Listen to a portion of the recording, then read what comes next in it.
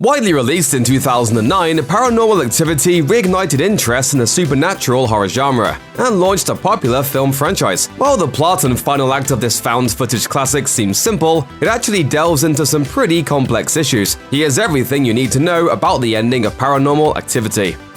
After moving into their new San Diego home, Micah starts to record his girlfriend Katie as she comes to terms with a troubling bit of personal history. Katie believes that a supernatural entity has been following her since childhood. Seeing as she and Micah have recently moved in together, it only makes sense that Katie reveals her concerns to him. As a result, Micah invests in a new camera setup to test Katie's theory about being haunted and to catch any evidence of a supernatural presence. Micah even surprises Katie by saying that the camera will be on 24/7, even when the couple is asleep. From here on out, it's clear that Micah is obsessed, and he brings the camera everywhere with him in the house. When the couple is relaxing on the couch, the camera is rolling. If they're swimming, it's being recorded. Making beaded jewelry with friends? You guessed it, Micah is filming. He also reviews hours of footage every day. For better or worse, the camera and Micah become inseparable.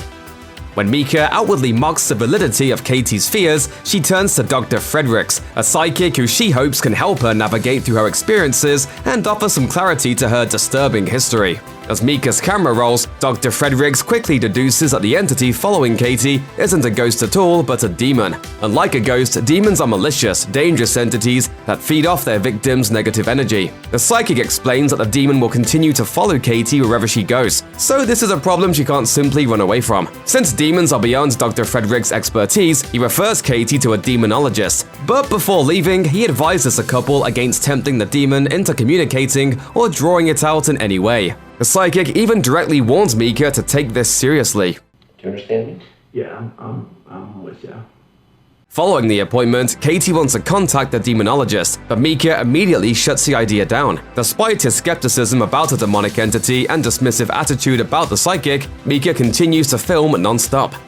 After a few strange but minor occurrences take place, Micah is pleased with himself when he catches something out of the ordinary on film. The first credible sign of paranormal activity is simply a door slightly moving on its own. However, the intensity of these events steadily grows with each passing night. For example, during night 5 of recording, the couple hears a mysterious thud from another room in the house. The next day, Micah checks an audio recording of the event and discovers a strange sound, which he and Katie are unable to recognize as an animal or any type of electrical interference. Still, it gives Micah another opportunity to clown around.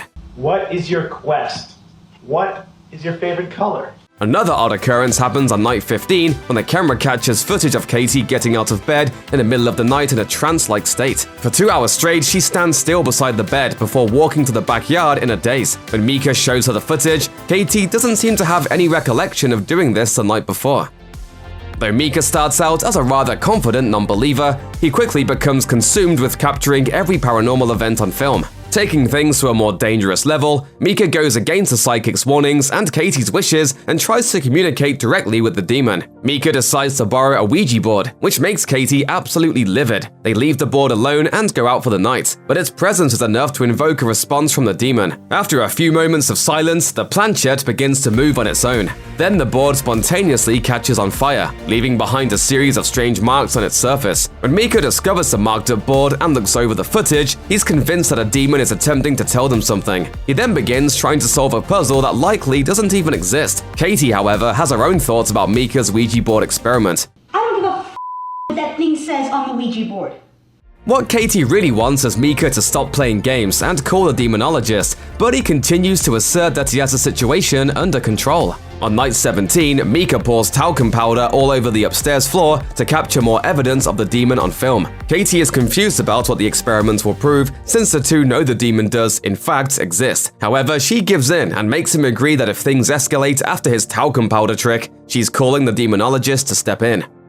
On the night of the talcum powder stunt, Katie and Micah are woken up by loud creaks in the house. More alarming, they find that a trail of footprints has been left behind in the powder and they lead up to the attic. Katie believes this is a trap meant to lure the couple into the attic and harm them, but Micah is unfazed. After fearlessly venturing into the attic, he returns with a burnt picture of Katie as a child. This discovery shocks Katie, as the image is from her childhood home that had burned down, and it's impossible that it could have found its way into the attic after all these years. Katie has finally had enough and tries to contact the demonologist. Unfortunately, he's out of the country, so she asks Dr. Fredericks to come back to their home. As soon as the psychic steps through the front door, he immediately comments that the demonic energy in the home is overwhelming, and in a rare move for a horror film, he acts like any normal person would. This is overpowering. It's getting worse. Yes, it certainly doesn't like that I'm here, and I cannot help you. What? In fact, I've got to get out of here.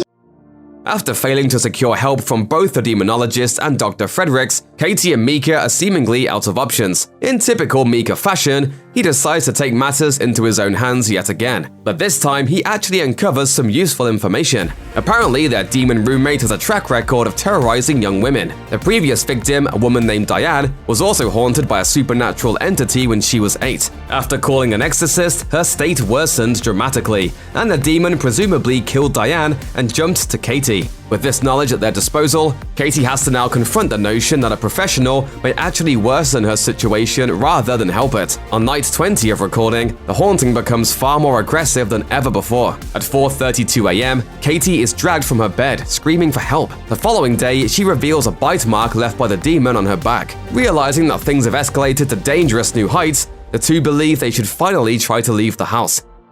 After the attack, Katie begins to act very strangely. Micah is clearly overwhelmed and finds her in a catatonic state. Clutching a cross in her hands, Katie is unresponsive, and she grasps a cross so hard that her hand is bleeding. Micah, seemingly at his wit's end, burns the cross in the fireplace. After Micah destroys the cross and is ready to escape the house, Katie has had a complete change of heart and insists they'll be safe there. Micah gives in to her request, unaware that the Katie he knew is gone for good. The next night, the camera footage shows her slipping out of bed while Micah is still asleep. For 2 hours, she silently watches him before slowly leaving the room. Moments later, he gets an extreme wake-up call.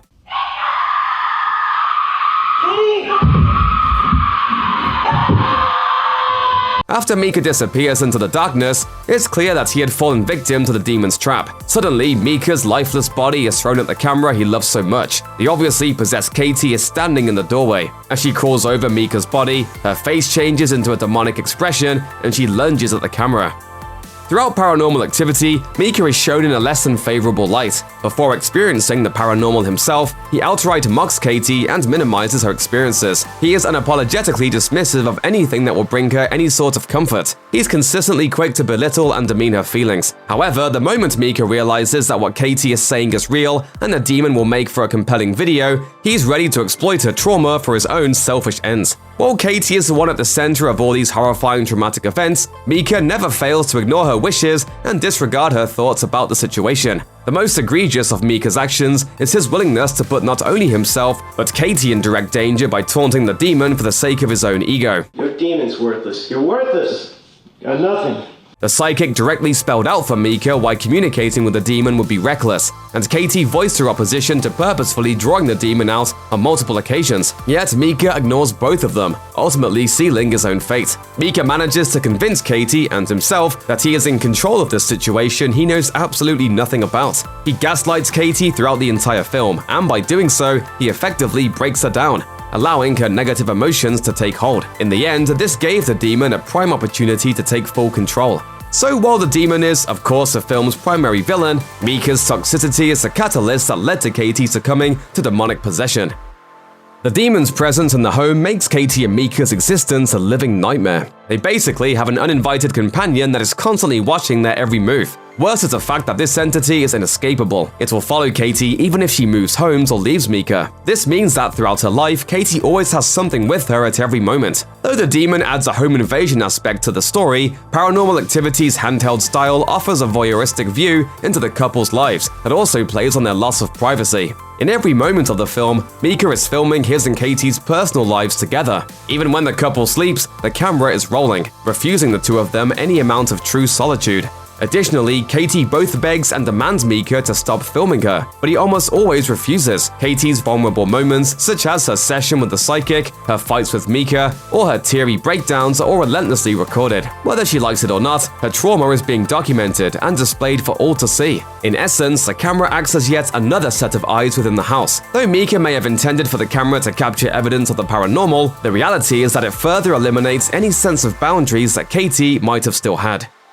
One of the most horrifying aspects of Paranormal Activity is that the threat is something entirely inhuman. A demon defies logic. It can move in and out of spaces regardless of alarm systems, physical barriers, or other restraints. Because of this, the demon is nearly impossible to overcome with any ordinary solution. Katie readily accepts this reality, likely because her sense of agency has long been stripped away due to her inability to fight against the invisible foe. For Micah, he is unable to grapple with the lack of control over his new living situation and continually tries to claim agency through nonsensical, dangerous stunts. Though Katie and Micah react in different fashions, the end result is the same. A demon holds complete control over Katie and her home. It waits for an opportune time to make a final move, but never loses full governance over the house. The film emanates a feeling of powerlessness. Katie's common sense is rendered useless by Micah's aggressive plays for dominance, and he quickly deprives her of any authority she may have had over the situation. Ultimately, the demon gets exactly what it wants because it's able to effectively create a sense of helplessness in both Katie and Micah. Check out one of our newest videos right here, plus even more Looper videos about your favorite horror movies are coming soon. Subscribe to our YouTube channel and hit the bell so you don't miss a single one.